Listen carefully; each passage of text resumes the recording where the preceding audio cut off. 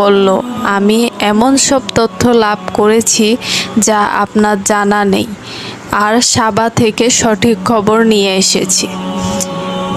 আমি এক নারীকে দেখলাম, সে জাতির উপর রাজত্ব করছে। তাকে সবই দেওয়া হয়েছে আর তার কাছে আছে এক বিরাট সিংহাসন। আমি তাকে ও তার সম্প্রদায়কে দেখলাম, তারা আল্লাহর পরিবর্তে সূর্যকে সিজদা করছে। শয়তান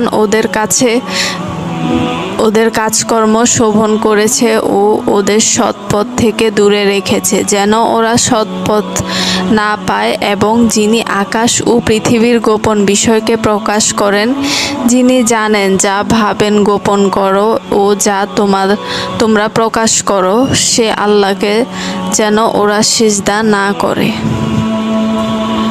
আল্লাহ ছাড়া কোনো উপাস্য নেই।